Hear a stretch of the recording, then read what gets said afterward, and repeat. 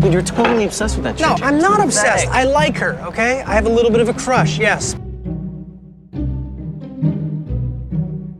If you're a waitress in South Philadelphia, you might encounter a customer like Charlie Kelly. Now, on the face of it, you might just think he's quirky, hard-working, with an unusual appetite for cheese, unaware that you're dealing with someone so blinded by his own good intentions that he'll never let you go.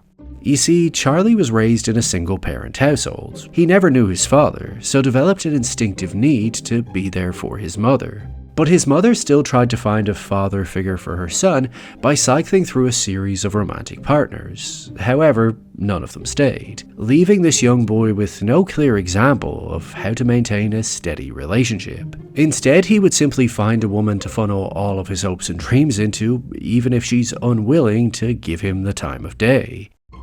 But given he spent his youth waiting for a father figure to finally give him the love he needs, he's primed to wait as long as it takes for his future wife to finally shower him with affection. N-O. How many times do I have to say it to you? And although the waitress may just be a forgettable background character to the rest of the world, Charlie has built her up on such a pedestal that she can almost do no wrong. And given he watched his mother cycle through a series of inappropriate male suitors, he's already predisposed to forgive the waitress for testing out every other man in the vicinity before she finally sees that he was her knight in shining armor all along. But let's not get it twisted. Charlie is not just some hopeless romantic patiently waiting in the wings. He's an obsessive stalker who won't leave his victim alone. And given he's surrounded by a group of manipulative narcissists, it's not long before this lovesick lunatic starts trying to twist the odds in his favor through a series of deceptive strategies. So let's take a deeper look at how Charlie Kelly tries to manipulate the waitress into falling in love with him over 12 seasons of It's Always Sunny in Philadelphia. Charlie has had a crush on the waitress since he was a teenager, falsely remembering that she was the coolest and prettiest girl in high school. So he still looks at her through that childish, idealistic lens, envisioning that they could grow old together and have a large family of mini waitress and janitor children. This is what he always wanted out of life, so it's hard for him to imagine she wants anything different. And yes, while it is hard for men to know exactly what women want, as everyone is different, spending most of your time consuming glue, paint, and cat food while sharing a bed with a man who might be your father is probably not on most women's lists. So once Charlie discovers something that the waitress does want, he tries to deceive her into thinking he meets that criteria. For instance, when he finds out she's part of the Big Sister program, he pretends to be part of the Big Brother program so they have a reason to hang out. Or when he's forced to attend an AA meeting, despite not considering himself an alcoholic. Upon discovering the waitress also has a drinking problem, he takes full advantage of the help she's willing to offer by being his sponsor, as this gives him access to her in a way he could never normally achieve, being invited into her home and easily acquiring her phone number. Little did she realize that by giving him just this tiny bit of insight into her life, that he would become addicted to this knowledge and constantly seek more, even starting to root through her trash and track her whereabouts, recording all of this information about her daily routine in a notebook, so he can manufacture more excuses to run into her. Now already this might sound bad, as the feelings clearly only go one way, but love is complicated, as the invisible line between persistence and harassment can be hard to define. For instance, we've probably all heard stories from a happy couple, whether it's a grandparent or a colleague, in which the man was told no several times until his now wife decided to give him a chance. I mean, if you think about it, a lot of Charlie's strategies to spend more time with the waitress are no different from Jim and Pam in The Office, where on their wedding day, Jim finally admits that he pretended to not know how to drive stick just to spend more time with Pam for a year, or how he pretended to need her assistance to make photocopies at work. All of this is considered cute now that they're together, but before then it was just weird, unrequited behavior. But if one person isn't into the other, the same gesture comes off serial killer crazy. A good example of this is How I Met Your Mother's creepy or romantic theory, where it pitches that the same romantic gesture can be interpreted as terrifyingly creepy depending whether or not the person is into you. Like, I snuck into your room to play you a song on my guitar the moment you walked in may sound romantic if it's received well, but it is a high-risk move that could easily backfire and paint you as a potential predator. We see an example of this in It's Always Sunny, when Charlie decides to write his musical The Night Man Cometh and convinces the waitress to attend by claiming that if she comes, he'll leave her alone for the rest of her life. But it turns out that the whole musical was just an excuse for him to propose to her in front of everyone at the end. No, I will not. I will never marry you. And while that invisible line can seem hard to define through the benefit of hindsight, in real time it's really very simple. No means no. And when the waitress rejects his proposal and asserts that now he has to stop stalking her like they agreed, he disregards his promise because they never put it in writing and insists he'll still see her tomorrow. So although Charlie Kelly may have deluded himself into thinking he has nothing but good intentions, in this moment he clarifies that there really is no other way to interpret his obsession than completely sinister.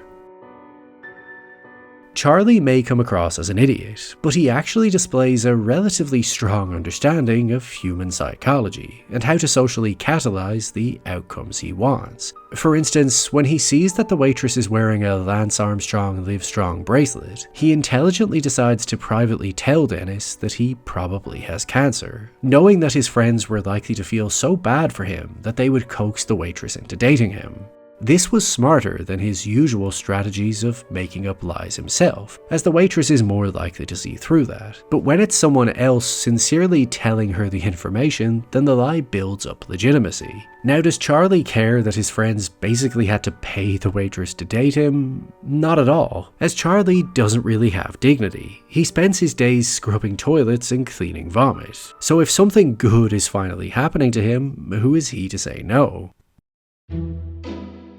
But unfortunately, the waitress feels the same way about Dennis that Charlie feels about her. No matter how many times he rejects or humiliates her, she's still open to being hurt again. So once Dennis tries to weaponize this reality by threatening to sleep with her unless Charlie agrees to do all of his work for him, Charlie hatches a Machiavellian plan that will simultaneously sabotage Dennis's reputation and trick the love of his life into sleeping with him. His strategy centers around revenge. If he can somehow weaponize Dennis's manipulative need to win, then he can orchestrate the outcome he wants. So once he reveals that Mac has slept with Dennis's mom, he then easily plants the idea in his head that the only way to get back at him is by sleeping with Mac's mom. This merely sets a foundation, but on its own achieves nothing. So Charlie also rehires Dee on the sole condition she drives the waitress around to spy on everything Dennis does. This way she can witness him creepily trying to seduce these elderly women.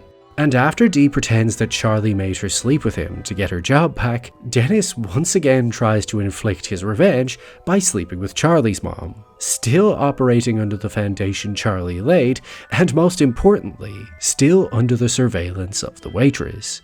This is a particularly cruel method of attraction, as Charlie essentially has to break the waitress's heart in order to redirect her desire for revenge towards him. As Dee then relays the foundation that the best way to get back at Dennis for everything he's done is to sleep with Charlie. Although this was undeniably a sadistic game of tit for tat, Charlie actually risked a lot here, as it easily could have backfired if his mother had actually been attracted to Dennis. But luckily she wasn't.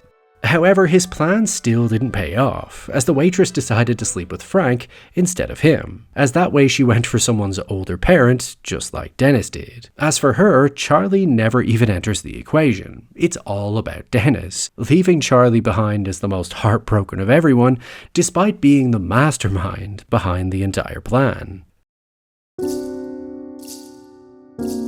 Now you might question why Charlie is so certain that this average alcoholic waitress is the love of his life. Surely if a better option came along, he'd grab it with both hands.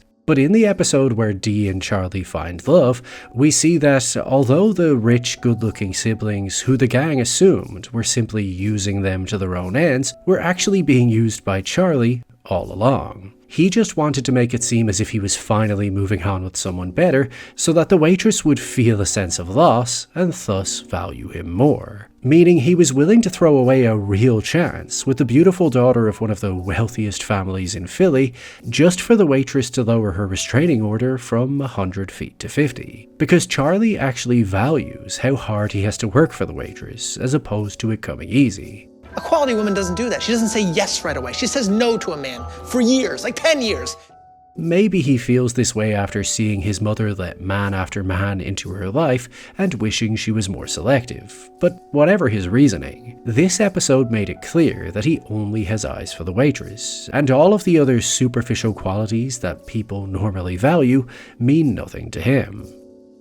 But after 12 years of pining after her with no symptoms of success, he finally resorts to lowering her self-esteem in order to elevate himself. Clearly seeming desperate and putting her on a pedestal wasn't working. So this time Charlie invites her over, paying her $1 for every minute of her time to give her a cold dose of reality. He lays out that through spying on her, he knows she loves children, yet her life is not on course to ever have any. She's gone from waiting tables to having struggles with alcohol to now living in a women's shelter. On this trajectory, she'll end up old and withered and drinking herself to death. Whereas if she chooses a life with him, they can live off Frank's money and have babies. While this manipulative maneuver may not have initially worked, as she correctly identified he was just hurling insults at her, it still did the job of lowering her self-esteem just enough to question why Charlie doesn't want someone better, as she's clearly a mess. So notice how he's reframed his unwavering love and devotion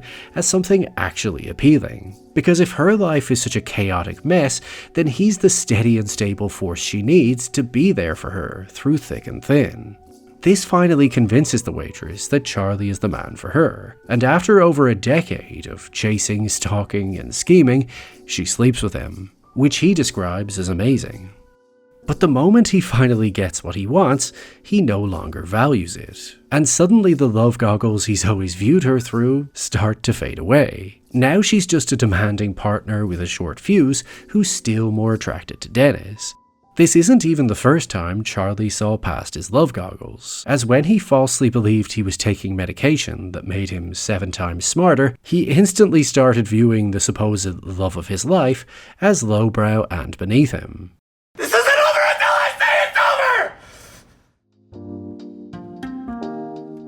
So while Charlie may have always believed he was waiting for the right person to finally give him the love he needs, it turns out that he actually prefers idealizing things in his imagination than experiencing them in reality. And all of the obsessive lies and harassment he put the waitress through for more than a decade was really just another drug he was addicted to huffing on. A story he enjoyed telling himself to give his life meaning. But in the end, it turns out that the person he was deceiving the most was always himself.